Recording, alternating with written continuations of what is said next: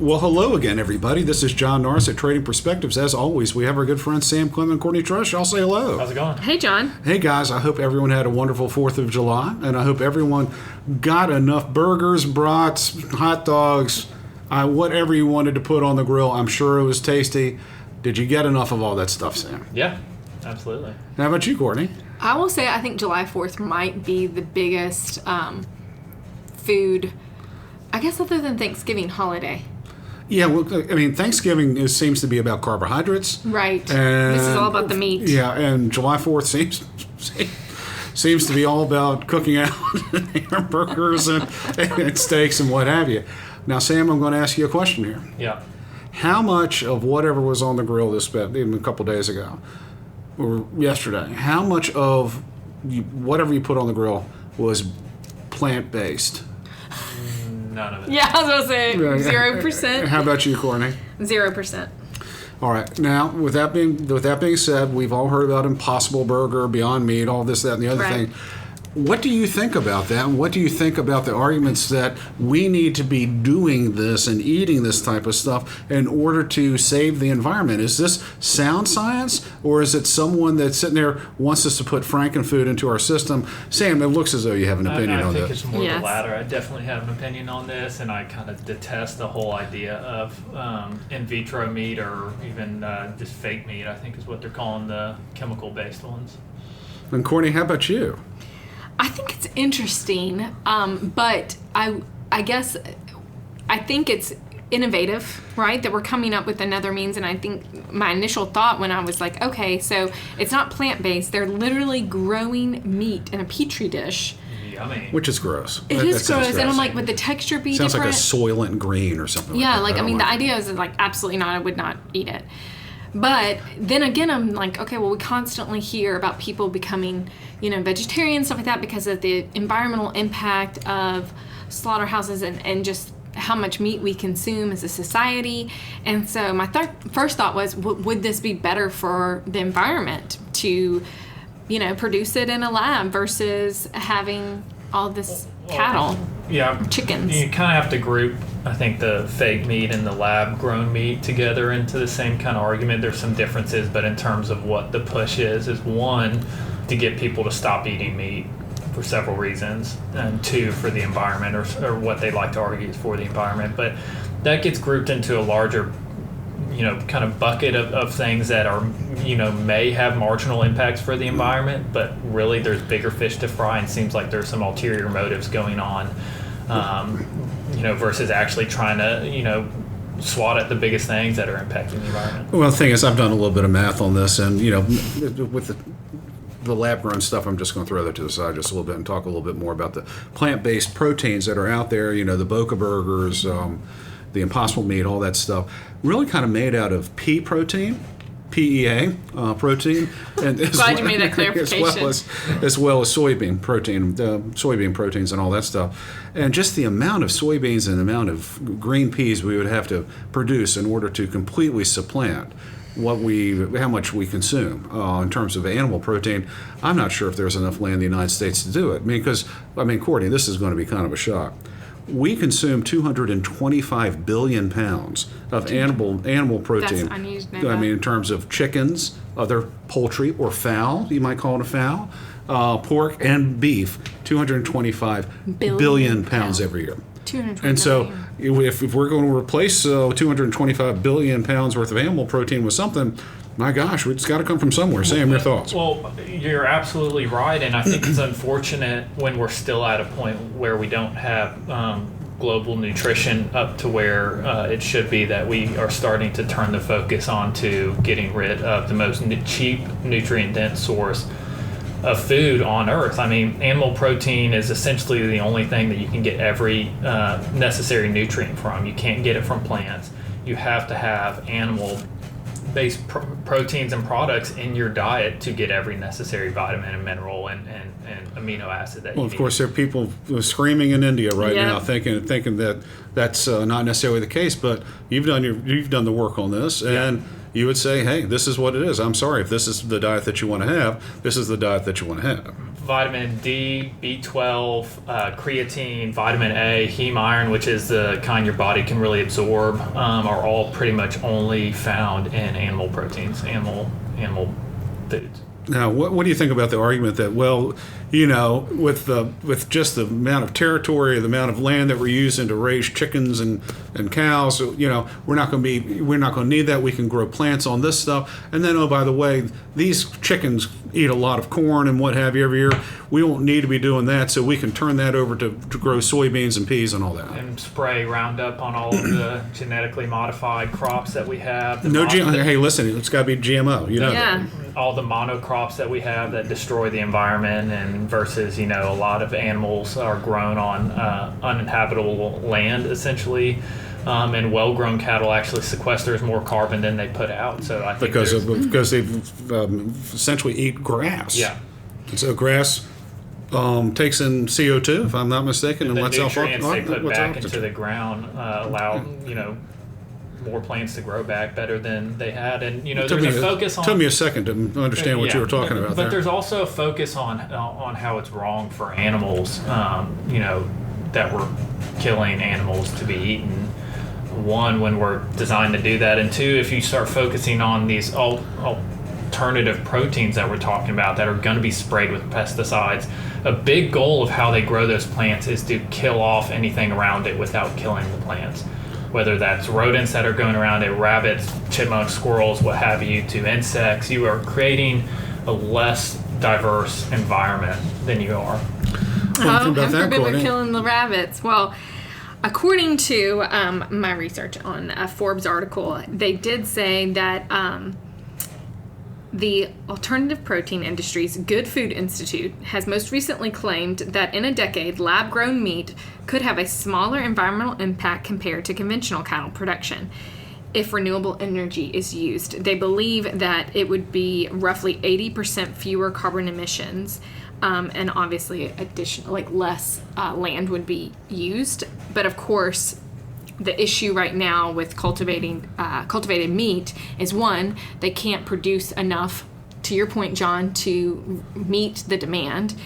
And just the cost of it, and then also the massive amount of energy that they're having to use. And we've already kind of touched on energy in past podcasts about how much we're using already, and then this would be massive amounts, which would also be environmental. You're also assuming a lot of demand for a product that, as of right now, at least a third of the world can't eat because it's against their religious beliefs. Well, isn't that only if you're slaughtering the animal? If you're creating it from scratch, you're not never kosher, killing it. which I think is a little more questionable, but it's been pretty much agreed upon that it's not halal. It's haram. It is haram. Well, I wonder if you that's could. That's a growing portion of the globe. That this is clearly not going to be up to religious standards. Are they consuming part of that 225 billion of meat? No, that's 225 billion pounds of meat. That's just here in the United States. It doesn't make any delineation between dietary restrictions or what have you. Now, when I'm talking about, I threw that number out there, I tried to figure out just how much space we would need to have in order to grow enough other crops. And I went out there and I assumed, okay, this is going to be shocking to you. We consume 9.5 billion chickens every year. 9.5 billion chickens, which I think that number might still be a little bit low. That just assumes that everyone consumes 27, 28 chickens per year, which I'm doing my best to keep that number up. And if you assume what's the average broiler now is like 6 weeks old. Yeah. The average, it's recommended that each one will eat at least about 1.5 pounds worth of gruel a week or something like that. And so that's 10 pounds. I'm going to say, I'm just going to round that up and say 10 pounds. And so 9.5 billion times 10 pounds of gruel, or just kind of food, works out to be, Courtney, 95 billion pounds worth of I'm going to use corn in this instance. Yeah. 95 billion pounds worth of corn. Now, understanding, Courtney, I know you're curious what the yield is on corn. It's 175 bushels per acre, and each bushel is about 56 pounds. So we can generate about 9,800 pounds worth of corn per acre. So you take that 95 billion, Courtney, and divide it by 9,800, and we can save about 9,700,000 acres worth of corn. We can save that by not feeding chickens. What do you think about that? That's a lot of numbers, John. Well, it's a lot of numbers, and you divide that by 640, and then all of a sudden that's the number of acres per square mile. And you come up with a territory about somewhere in between the size of West Virginia and Maryland. And that's we can save that, Sam. That's the good news. We can save that by not producing corn to feed chickens. What do you think about that? I mean, all these crops, though, that sounds great to me, having to produce less corn. You're going to have to produce something else, correct? Well, that's you know where I was going, because we're numbers guys, as Courtney has established. So I don't know what Courtney's doing back there, but the thing is, to have pea protein, again PEA protein, that's about it's about 3,000 pounds per acre, but that includes the hull or the pod. Yeah. So once you hull them, it's about 1,500 pounds worth of hulled peas per acre. Courtney, you look bored. And then in terms of soybeans, it's 3,000. Getting too deep in the numbers, John. Well, we're numbers people. They got about 3,000 pounds per acre. I'll cut to the quick.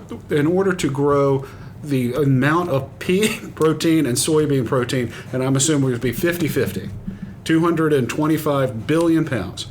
We're going to have, if my numbers are correct, and I think they are, we're going to have about an additional 117,000 square miles of peas grown in the United States, or about the size of Arizona, and we're going to need to have about 58,000, not 594 square miles worth of soybeans under production, which is about the size of Georgia. So two relatively large states that are just agricultural. Georgia's the largest state east of the Mississippi. So monoculture is extremely, extremely detrimental to the fertility of the soil, to the overall environment. How is this a better option? Well, we get to save the 15,000 square miles of corn, so I guess that shaves some of it off. So, but we still would have to have a lot more crops under production, and we can use the same land that the cows are using, chickens are using. The problem with that, Sam, is a lot of grassland that we put cows on is not suitable for growing crops. Yeah, and I think it's interesting, speaking of feeding corn to chickens, how we notice all the eggs talk about vegetarian-fed chickens. Yeah, I mean, they chickens brag about that. Yeah, and how they're not actually. We've talked about that before. So, Courtney, what do you think about all that nerd stuff I just gave you? Well, I think I'm thinking, is it beneficial to the farmer to sell the peas and the other items? Do they get more money for that than subsidies. They do? So would it be the same as them like farming corn? Well, the problem with it is, if we have to produce that much more, we don't have one, the territory, and then two, we don't have the farmers. Right. And so where does the land come from? Where did the people come from to work the land? All of it, because we've got cows in my backyard up in Mentone. Yeah. It doesn't take a lot of oversight for those things. They just go stick their face in the ground all day long. Right. It's extremely nutrient dense. And so, however, that other stuff, you're going to need irrigation. Out west, where's that water come from?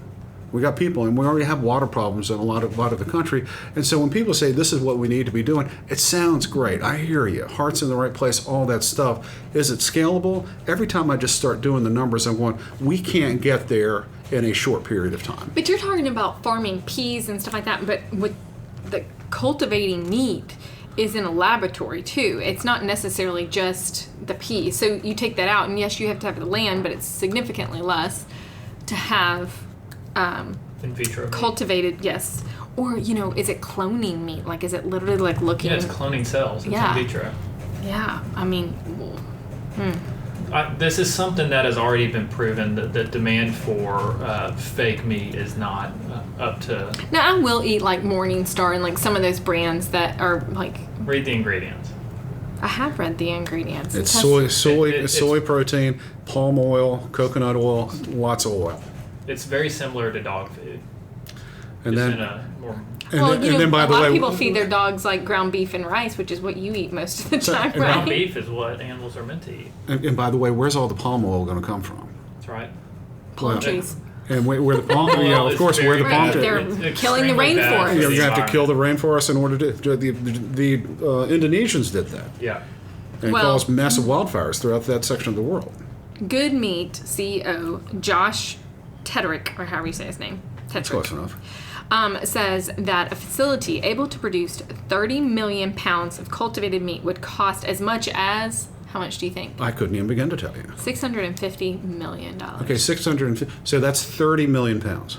Yes. Okay, Not even a drop in the bucket. 225 billion divided by 30 million times 650 million. Sam, you've got your calculator. You can't do that in your head, That's a Ty? lot. That's a lot of money. So, Yeah. so from where does that come? That money, and by the way, where does it come? The money has to come from the same place, I suppose, that we're putting up all these solar panels and wind farms.